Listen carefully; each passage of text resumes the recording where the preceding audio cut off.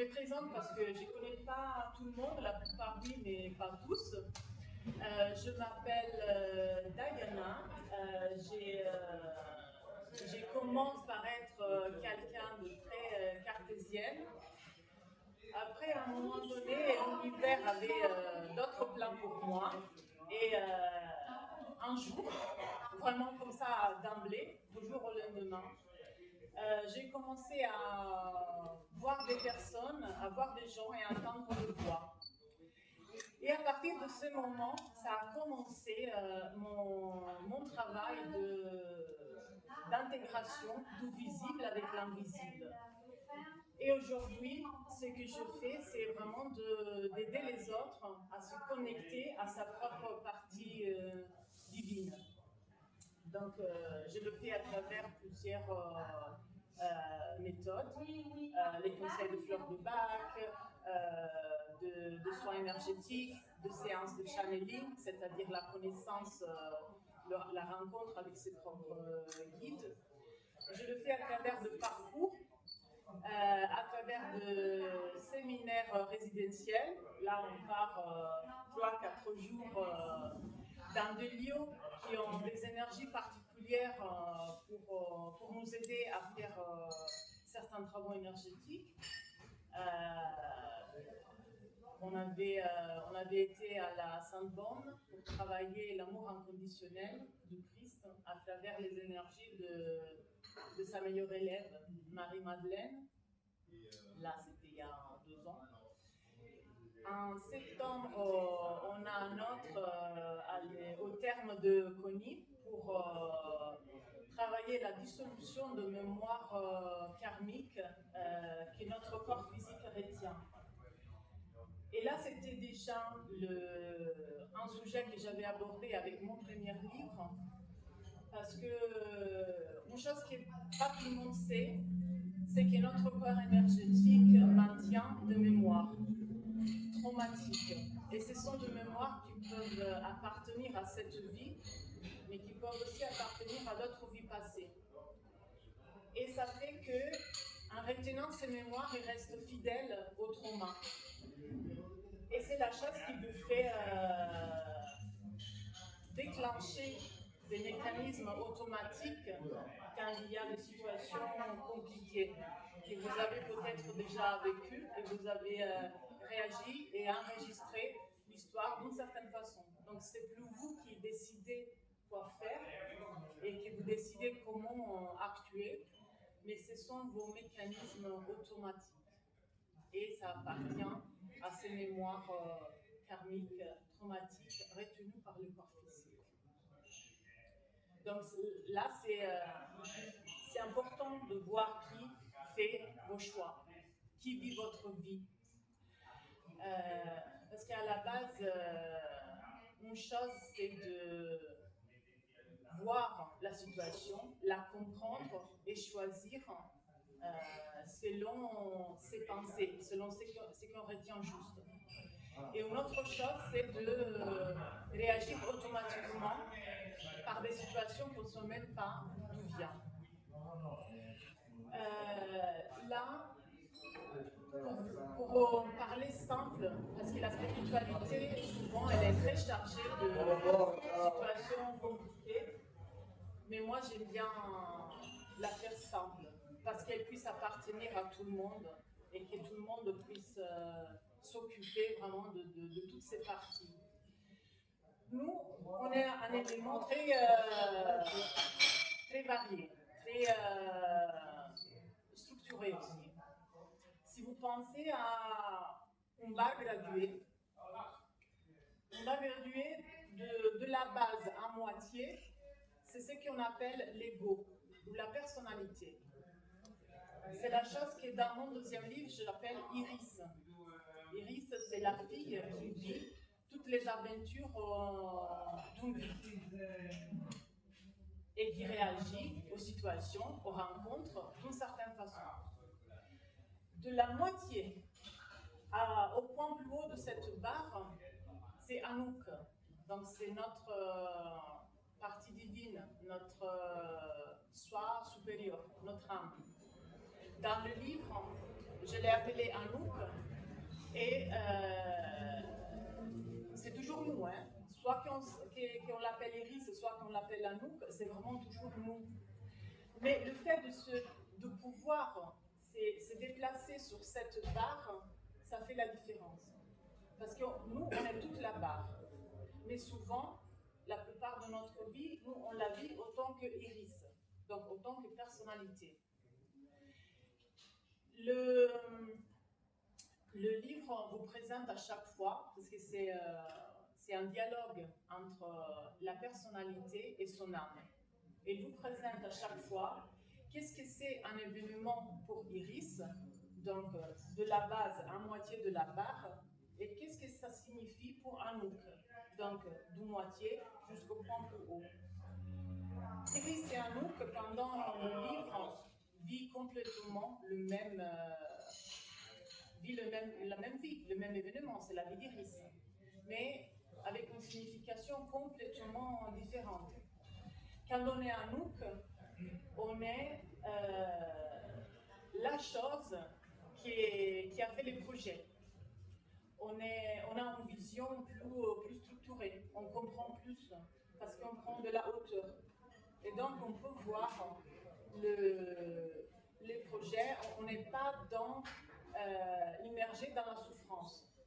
On n'a pas une vision comprimée.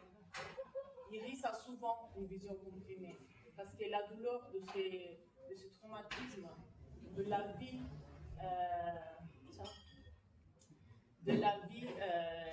qu'elle mène,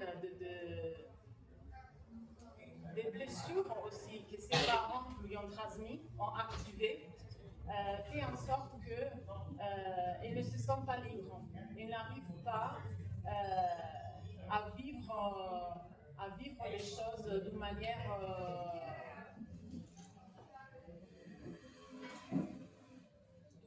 illuminée, je voudrais dire. Là, on a besoin d'une manière plus élevée de voir les choses. Et pour avoir cette typologie de vision, il faut vraiment sortir de ces mécanismes automatiques. Plusieurs fois, Iris n'arrive pas à comprendre ni les projets, ni les grands cadeaux que les événements apportent. Vivre de la partie de point de vue d'Anouk, ça signifie de trouver dans chaque situation quelque chose qui nous fait grandir. Et du dialogue entre les deux, on comprend que ce n'est jamais ce qui nous arrive qui fait notre bonheur, mais c'est vraiment notre point de vue, notre capacité de lire la situation et de comprendre qu'est-ce qui se passe. Donc c'est vraiment notre capacité de voir l'ensemble de possibilités. À un moment donné, Iris est un personnage évolué. Ce n'est pas complètement une personne standard, on va dire. C'est déjà quelqu'un qui, grâce à ses vies passées, arrive sur cette terre avec déjà la capacité d'apercevoir un autre. Donc c'est quelqu'un qui a déjà une évolution auto-évolutive pas mal. Et pendant toute sa vie, ça arrive un moment où quand même elle se fâche avec Anouk. Elle n'arrive plus à suivre. Parce que les événements font qu'elle devient débordée par la souffrance. Elle fait des rencontres, des mauvaises rencontres. Et toute sa capacité de lire les situations et de les intégrer disparaît. Et donc, elle n'arrive plus à parler avec Anouk, elle le refuse, et elle commence à faire des choix complètement sans connexion. Et là, vous verrez la différence entre être connecté, donc avoir accès à un point de vue plus divin, et en connexion avec ses propres blessures. Et vous verrez que la vie d'Iris commence à commence à se faire compliqué. Après, il y a plusieurs ingrédients dans ce livre. Il y a aussi la capacité d'entrelacer des liens avec les ressources de sa propre famille. Parce qu'on n'arrive jamais dans une famille de façon... on n'arrive jamais au hasard dans une famille. On l'a choisi. On l'a choisi parce qu'elle nous active de blessures sur lesquelles on travaillera toute la vie. Ils vont activer notre projet de vie. Mais la chose qui nous blesse nous donne aussi des ressources formidables. Et Iris commence à se remettre en place grâce à l'intervention de sa mère, grâce à un féminin qui a su vraiment ressurgir de ce propre centre, se reconstruire et qui peut donner de l'aide à d'autres femmes et à les générations suivantes. Et j'aime bien aussi aborder les sujets de la généalogie, parce qu'on parle souvent de maladies génétiques, on parle souvent de traumas qui se répètent génération après génération, mais on ne parle jamais des instruments qui passent aussi à travers la généalogie. Et donc, à travers ce livre, je veux aussi mettre l'accent sur tout le parcours d'une vie, du choix que la personnalité fait par rapport soit à son chemin, soit à la famille qu'il choisit, soit aux thématiques qui sont dans cette famille, qui sont reprises par la personnalité même.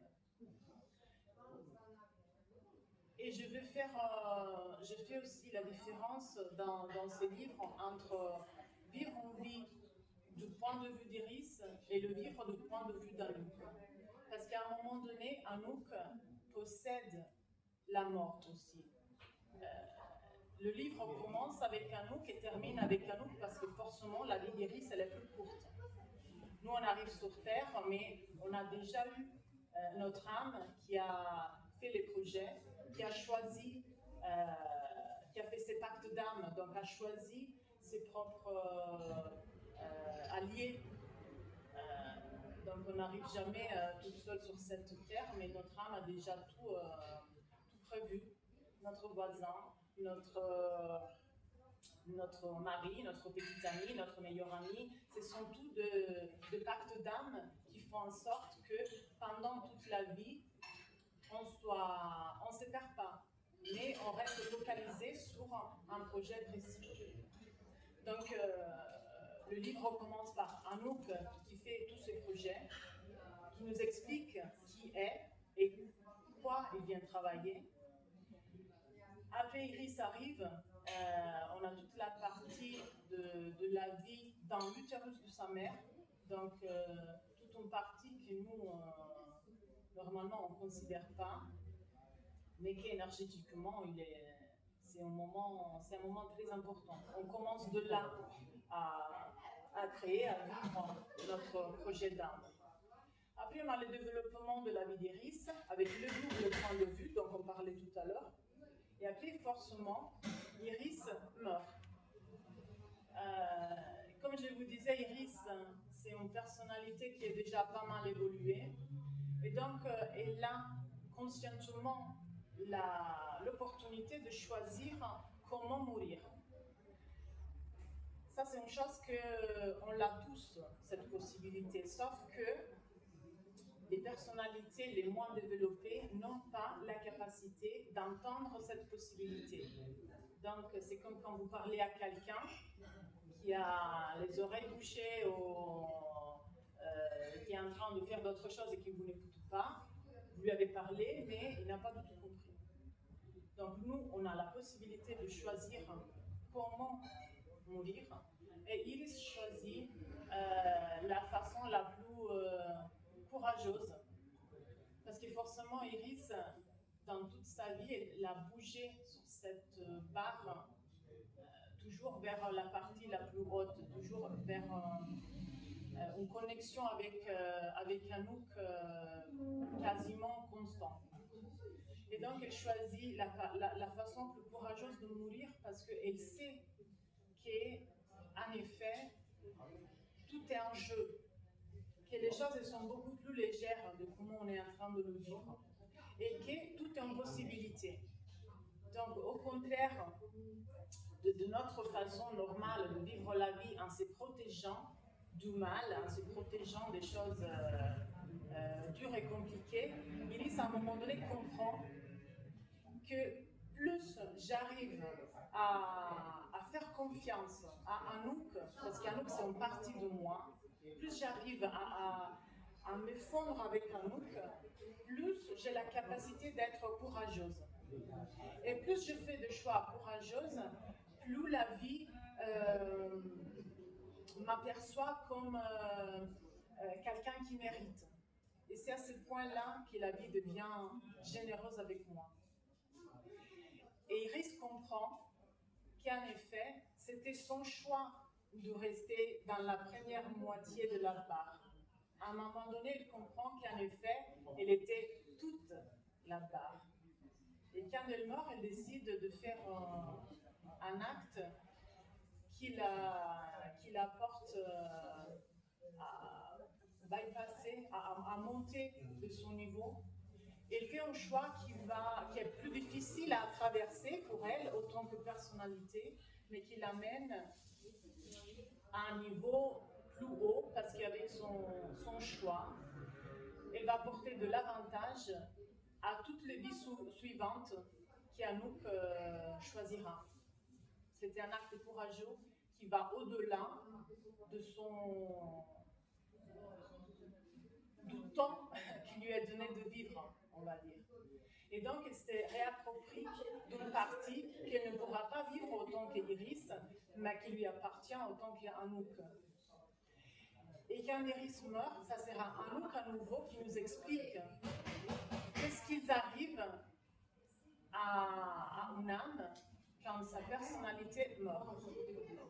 Et donc, il y a toute une partie qui explique la dissolution une fois que le corps physique est mort. Il nous explique la dissolution de différents corps énergétiques. Et à la fin, quand tous les corps se sont, on va dire,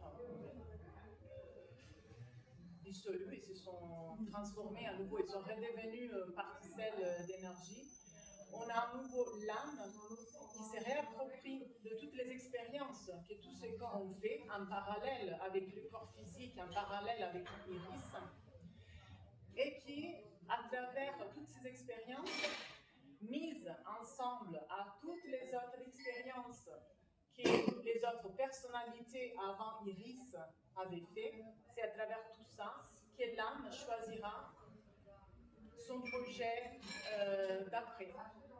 Parce que le but de l'âme, c'est revenir à la perfection divine. Donc elle choisit différentes personnalités. Cette fois-ci, c'était Iris, mais la fois d'avant, on aurait pu être Antoine. La prochaine, Marie-Noël. Et chacun fera sa propre expérience selon son point de vue, ses blessures, ses automatismes, sa personnalité.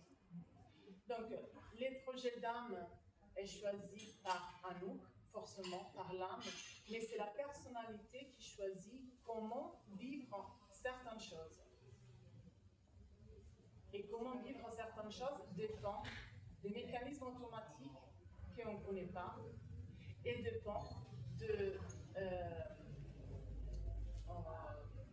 des conditionnements qu'on a reçus pendant son éducation, dans le temps historique qu'on a choisi de vivre et à travers tous les enseignements que nous-mêmes on a intégrés, la façon que nous, avec laquelle nous on a intégré les événements qui nous sont arrivés.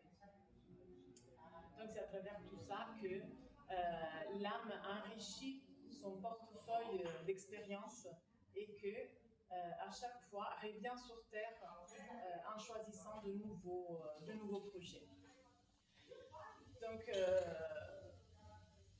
là, je vous ai fait un peu un résumé, surtout j'ai voulu bien vous expliquer l'histoire de la barre, parce que au-delà du livre, je pense que c'est très important de connaître qui on est vraiment. Et qu'à chaque fois, on a vraiment la liberté et le pouvoir de se positionner sur cette barre. Soit de se faire gérer par ses blessures, soit de s'élever et de vivre d'une façon libre, en utilisant toutes les infinies possibilités avec lesquelles on est. Mais qu'on ne voit jamais, parce qu'on est trop blessé, on est trop conditionné, et on a plein d'automatismes qu'on ne connaît pas du tout, qu'on ne voit même pas quand on les met en place, et qui gèrent quasiment toute notre vie. Donc je vous dis que nous, on est toute la barre, parce que vous puissiez vraiment vous mettre dans la situation de vous questionner à chaque fois que vous êtes devant un événement ou en train de gérer une relation compliquée. Vous puissiez vous questionner à quel point de la barre, dès quel point de la barre je suis en train de juger, de vivre cet événement ou cette relation.